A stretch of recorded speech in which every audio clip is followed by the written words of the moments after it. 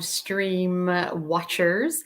It is Tuesday morning and I am back on time at 8 a.m. Hi, I'm Allison Henderson and I am your body language expert who joins Facebook Live, YouTube Live, and LinkedIn Live every Tuesday morning to talk about body language and things that I am seeing out in the world that maybe you should know about. We are starting to go back to school.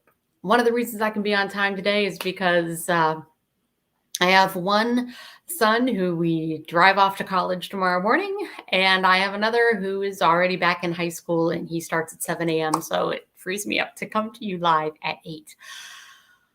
But wow, that kind of got me thinking about masks again because my university student, even though they're requiring vaccinations on campus for any student that attends, they are still going to be required to wear masks indoors. And of course, my high school student is wearing a mask all day long. And I happen to be immune compromised, so I wear a mask all the time as well. I always feel like I want to purchase a mask that says, I'm vaccinated, I'm just not sure about you. When you get those kind of looks like, oh, you're unvaccinated because I'm wearing a mask. Well, no, I'm wearing a mask because I absolutely cannot get this Delta variant.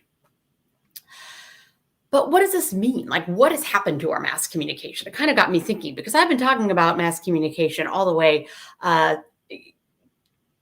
when this whole thing started. And there was a lot of press about it right then at the time. But now I'm seeing that there's not just the backlash behind, because everybody's sick of wearing masks, and no matter where you fall on the mask or no masking debate, that is not what this conversation is about. This conversation is about how you communicate while wearing one, because I think we've kind of gotten lazy with our mask wearing, particularly our communication while we're wearing that mask. So as a review, remember, we're not seeing facial expressions the way that we would normally. So what are some reminders that we need to have? First of all, we need to remember that we need to be more expressive through our eyes. We need to, in the book that I wrote for educators, which is still relevant, it is all about mask communication and virtual communication. But I call it cartoon eyes in the book because I want you to think about those bug eyes, how to be more expressive with just this upper part of the body. And one really easy way to make sure that you still look alive, I think it's very easy for us to look dead behind the mask, particularly if we're all in a conference room and the only person that's allowed to not be masked maybe is the presenter standing at the front of the room. I go back to my first live presentation next week, and that will be the case. As a presenter, I'll be allowed to go maskless. I still have to decide whether I will or not, based on my situation, but everybody else will be masked. So watching that audience, even if they would normally be following along, they're probably going to look rather dead. And one of the ways that you can prevent that is just literally smile behind the mask. They can't see the smile, but just as I say for resting Zoom face, you want to keep a little bit of a pleasant expression so that you look alive and you look engaged virtually. The same thing when you're wearing a mask. It is very difficult for presenters when they are up in front, and for educators and anybody else out there that has to do a lot of presenting with their mask on, to see a sea of very dead faces that are just sitting there. They may be engaged, but you need to up your energy level and sending those signals of, no, I listen to you, I hear you. If anybody out there wants to comment on this and experiences that you've had, feel free to put some things in the chat. Second thing that I want you to pay attention to, not just animating your eyes a little bit more, but just moving more in general. This particular mask bugs me because it always falls down when I talk. But you need to remember to be more animated with the upper body. And again, this is one of those things that I think has slipped over time because we've all gotten used to just wearing masks all the time. And so we just go about our day. And that means that our gestures have slipped back into our normal, which is a little bit less animated than what we really need behind a mask. Particularly if you are presenting something or if you're trying to get a point across that's really important, you need to support those words with body language because they're not going to be able to read that face again. They're not going to have that information. And your limbic brain, the part of the brain that takes in that nonverbal communication, it's very hungry for nonverbal information. It's looking for it, it's seeking it. And you don't want it to see things that maybe aren't really there, to make some poor assumptions based on the limited amount of body language that it can see. And secondly, you don't want to tire out your brain. The harder it has to work to see body language, the more fatigued you become. And as a presenter, if you're not giving them that support, your audience is going to become more fatigued. And that is an issue. We see it virtually with meetings that run on. It's very tiring to be engaged and to sit there as an audience member that whole time, particularly if your speaker is just reading notes and not even looking into the camera and being very next slide. Who can stay awake during that? Nobody. And so you don't want to do that as a presenter, but you also want to be thinking about your audience and being more animated with them. So you need to use your eyes more. You need to use your body more.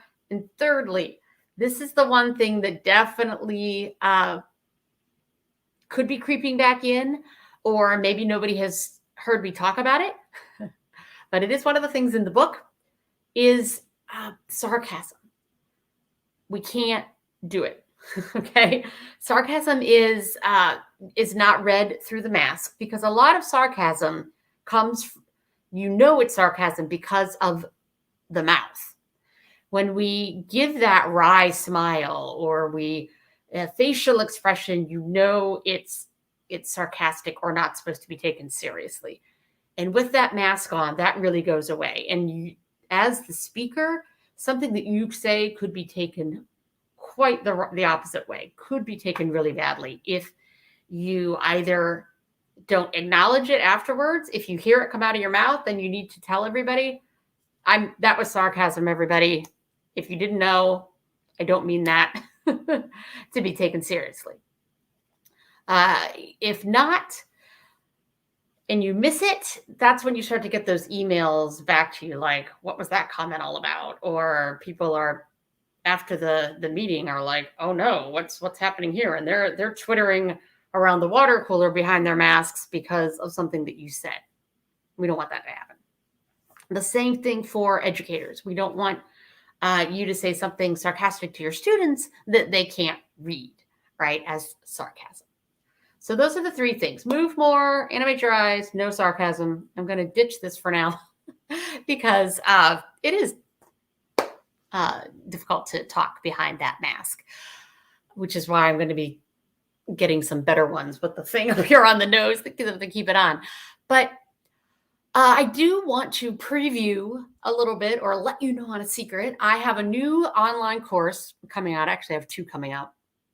The one that should be hitting later today is a Mask for Educators online course. It is super quick. You should be able to complete it in 15 to 20 minutes. And it's something that I want you to share with all of your friends who are educators. It doesn't really matter the age group. Even collegiate professors can learn from this training because it is those reminders, and it's a quick thing. I feel like there has still been a lot thrown at educators about this virtual world, but not really anything about their new situation where they have to be behind masks, or they were behind the masks for just a couple of months last year at the end of the year, and everybody kind of thought last year was a lost year anyway in many circumstances. And so we weren't really concentrating on it. But I wanted to create something that everybody could have access to that was live demos of mask behavior. And it's not just the kinds of tips that I shared today, it's also how to read the students, because the teachers also are struggling because they can't read their students from behind the masks. The students already are giving them little to no body language, particularly high school or middle school grades, where they're just kind of sitting like lumps. They need help.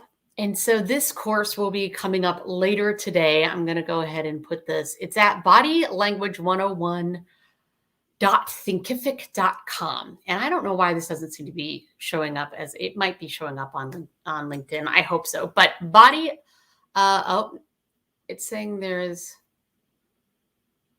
a problem with Facebook. I don't know. It's going to try again later. So sorry, Facebook folks. If you are on Facebook, it is bodylanguage101 .thinkific.com. And you know what? There's a dot missing. Let me type that again. Body language 101 dot. I think there's a dot missing. Thinkific.com. There we go. And that is where you will find, that's where you'll find all the courses, including a course on creating videos for your website. And before or when you've hired your videographer, how you develop that relationship with them, what's the type of content that should be in your video, depending on the type of video that it is, and how do you move when the camera is rolling. It's a really, really awesome course that I'm super excited about. It's not quite done. Hopefully by the end of the week, it'll be out there. So the one that's ready right now is this teacher one, masks for educators. And for all of you guys watching, share with your friends and teachers and everyone. If they use SAVE25, I'm putting it super easy. If they use the code SAVE25, it'll be 25% off the cost of the course while it's getting out there and while I want people to know about it and to try it out.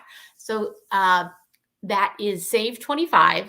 The other thing, if you have administrators that might want to provide this across their district or something, they could certainly contact me at movingimageconsulting.com in order to have access for their school. It's a great way to provide this information where the teachers can watch it on their own time, or you play it during your teacher resource days at the beginning of the year, and everybody can benefit from this. And it comes with worksheets, and it even talks about how to use some of the things in there, or how do you brainstorm how to use this information in your classroom kind of setup, how you structure perhaps the day or how you structure the information. So I'm super excited about it. I want everybody to share it, and I didn't get a picture in here to flash or anything, but book is my book. I've taken the book off my shelf. Oh, here it is, because I was using it in other videos. So here we go. Closing the Distance in Distance Learning. This was the book that came out last fall or last August, but it is certainly still relevant. It is a teacher's guide to online and mass communication. You find it on Amazon, and it is something that would be a great gift for all of the teachers in your life, because all of the information in there when it comes to how they're communicating and the signals that they'll see from their students, still, they're the same signals, whether they're wearing masks or not, or whether they're virtual or not. It's just put through the lens of wearing that mask or virtual communication.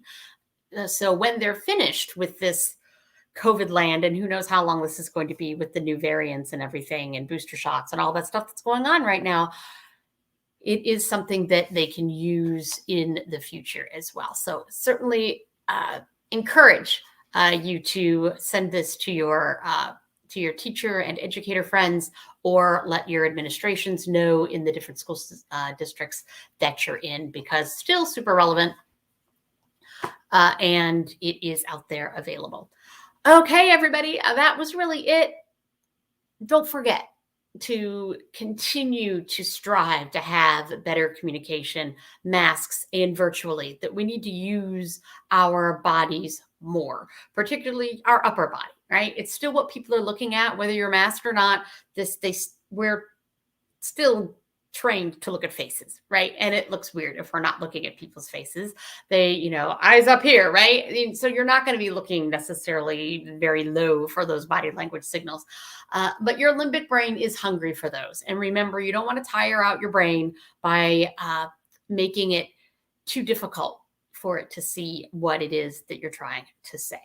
I'm Allison Henderson. My company is Moving Image Consulting. If any of this, all of this mass communication, it would be relevant for your business, I'm happy to come in and do trainings or virtual trainings. Any of you that are CPAs, I'll see you next week at the Illinois CPA Society Summit. In fact, I think it's it's all of Illinois Summit next week in Rosemont, where we are talking about virtual networking, because we're still virtually networking.